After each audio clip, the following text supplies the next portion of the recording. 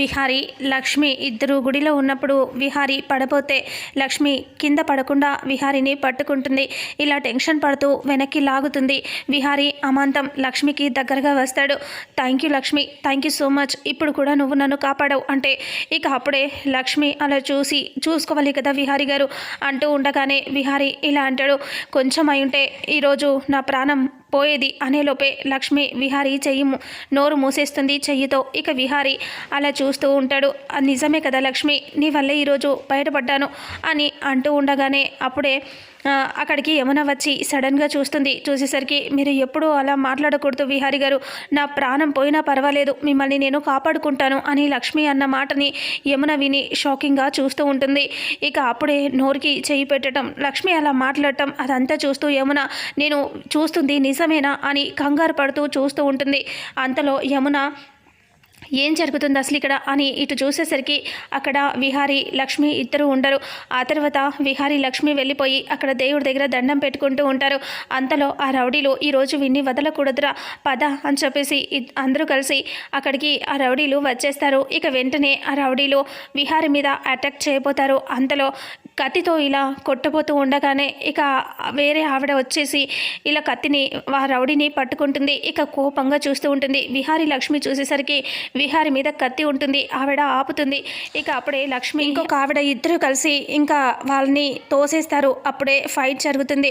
ఇక వాళ్ళని లక్ష్మి ఇంకొక ఆవిడ ఉంటుంది కదా, ఇద్దరు కొడుతూ ఉంటే వాళ్ళిద్దరి మీదకి కత్తులు తీసుకొని రౌడీలు వస్తారు. వాళ్ళ ఇద్దరిని విహారి కాపాడతాడు.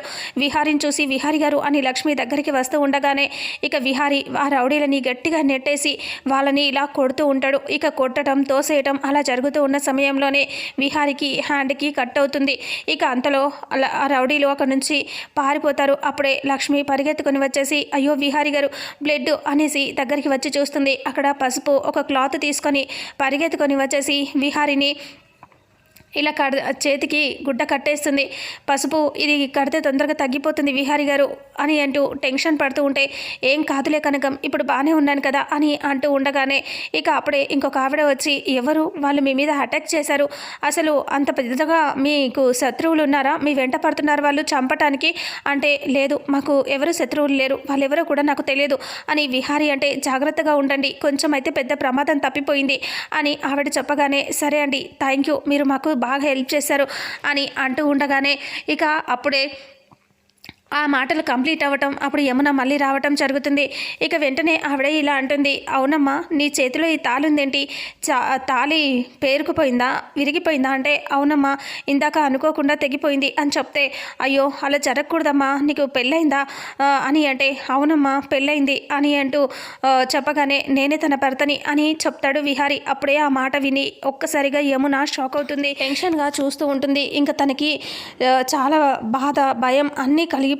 ఇంకా కంగారుగా చూస్తూ ఉంటుంది.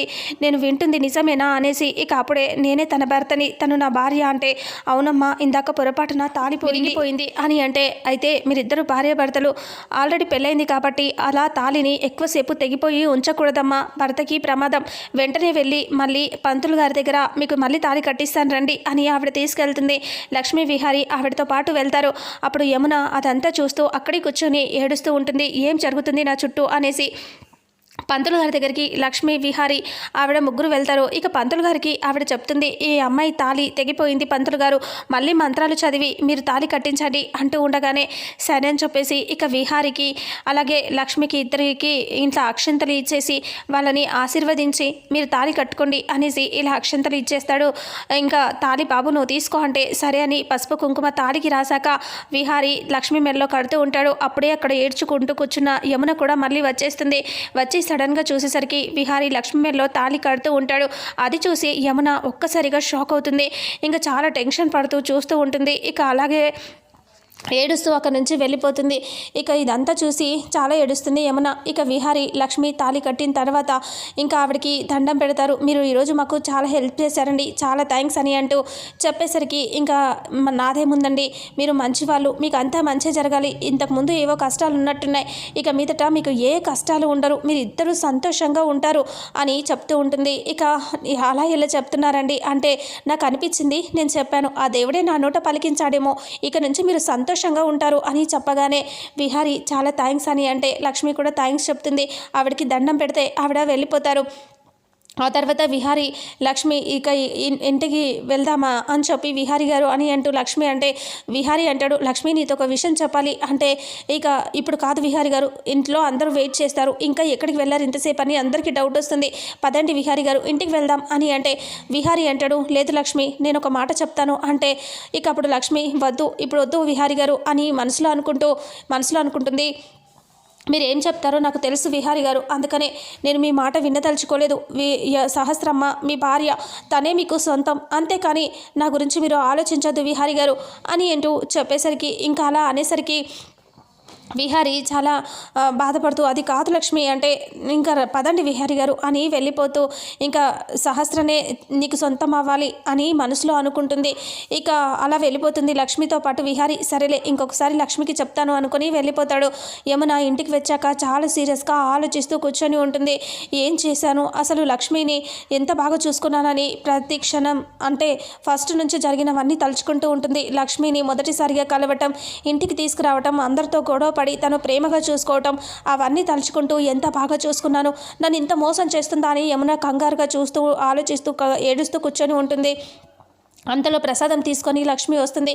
అమ్మ ప్రసాదం తీసుకోండి అని లక్ష్మి అంటే ఇక సీరియస్గా చూస్తుంది లక్ష్మి వైపు యమున.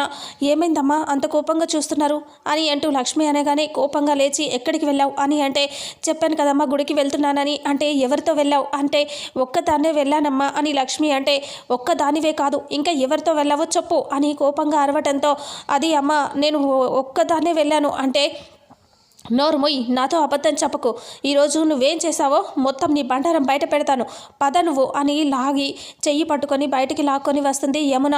అప్పుడే లక్ష్మి ఏడుస్తూ అమ్మ వద్దమ్మా వదలండమ్మా అని అంటూ ఉన్నా సరే ఈరోజు నీ గురించి తాడో పేడో తేల్చేస్తాను పద అని చెప్పి బయటికి లాక్కొచ్చేసి అందరూ వచ్చేస్తారు.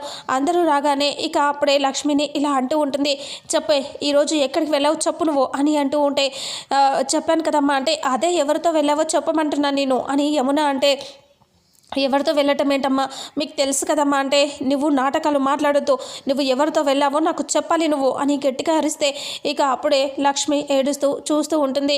అది అమ్మ అంటే ఏం మాట్లాడొద్దు ఎవరితో వెళ్ళావో చెప్పు అంటే అప్పుడే టెన్షన్ పడుతూ సహస్ర ఇదేంటి అత్తయ్యకి తెలిసిపోయిందా అని కంగారుగా చూస్తుంది. వసుధ వచ్చి వదిన ఎందుకు అలా చేస్తున్నావు అంటే మీరు ఆగండి మాట్లాడొద్దు అని అంటే ఇక అప్పుడే పద్మాక్షి ఇదేంటి కొత్తగా మీ ఇద్దరు కలిసి కొత్త నాటకాలు మొదలు పెట్టారంటే వదిన నువ్వు కూడా ఆగు అంటే తీరుతూ ఉంటుంది యమున. ఇక అప్పుడే విహారి కూడా వచ్చేస్తాడు.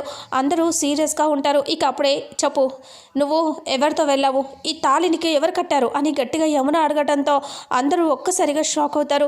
లక్ష్మి కూడా చాలా టెన్షన్ పడుతూ చూస్తూ ఉంటుంది. చెప్పు ఈ తాళిని మెల్లో ఎవరు కట్టారో చెప్పు అని అడగటంతో ఇక అప్పుడే లక్ష్మి ఏడుస్తూ అమ్మ అని అంటూ ఉంటే తాళి వదిలేసి ఈరోజు నువ్వు తాడో పెడు తేల్చాలి చెప్పాల్సిందే అని అరవటంతో లక్ష్మి కంగారు పడుతూ చూస్తూ ఉంటుంది. విహారి వచ్చి ఇలా అంటాడు, ఏంటమ్మా తనని ఎందుకు ఇబ్బంది పెడుతున్నావు, నువ్వు తన గురించి అంత బాగా ఉంటావు కంటే నువ్వు మాట్లాడుతూ విహారి నువ్వు ఒక్క మాట కూడా మాట్లాడకు అని అంటూ తిడుతుంది.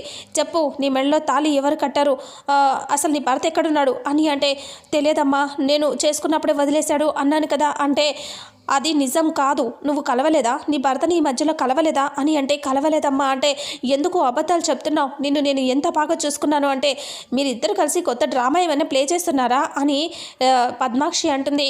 వదిన నువ్వు మాట్లాడొద్దని చెప్పాను కదా అని అంటూ యమున సీరియస్గా అంటుంది. అలా అనేసరికి ఇక సహస్ర అంటుంది, అత్తయ్య ఇప్పుడు ఎందుకు మీరు గొడవ చేస్తున్నారు, వదిలేయండి అత్తయ్య అని సహస్ర అంటుంది. ఇక మీరు ఎవ్వరూ మాట్లాడొద్దు అంటే అంబిక అంటుంది, వదిన అంతలా అడుగుతుంది కదే చెప్పు అని లక్ష్మిని అంటుంది. లక్ష్మి ఏడుస్తూ అమ్మ నా గురించి వదిలేయండి అమ్మ, మీరే కదా నా గురించి పట్టించుకోవద్దు అన్నారు అని అంటూ అనేసరికి విహారి అంటాడు, అవును కదమ్మా నువ్వు తన గురించి ఫోర్స్ చేయొద్దని చెప్పావు కదా అంటే అది అప్పుడు ఎర్రి గుర్రంలాగా నేను నమ్మినందుకు ఈరోజు నన్ను ఇంతలా మోసం చేస్తున్నారు కదా, అందుకే ఈరోజు తాడో పెడో తేల్చేయాలని ఫిక్స్ అయిపోయాను నేను, ఈరోజు అస్సలు నిజం తెలియాల్సిందే చెప్పు అని అంటే ఇక అప్పుడే లక్ష్మి ఏడుస్తూ నా గురించి నా భర్త గురించి వదిలేసేయండి అమ్మా, మీకు దండం పెడతాను, కావాలంటే ఇంట్లో నుంచి వెళ్ళిపోమన్నా వెళ్ళిపోతాను అని లక్ష్మి ఏడుస్తూ ఉంటే యమున ఎందుకు వెళ్ళిపోతావు చెప్తావా లేదా అసలు నిజం చెప్పేదాకా ఈరోజు నిన్ను వదిలిపెట్టను అని కోపంగా అరుస్తుంది. ఈరోజు చెప్పాల్సిందే అని అంటూ ఉంటే విహారీ కూడా చాలా టెన్షన్ పడుతూ ఉంటాడు.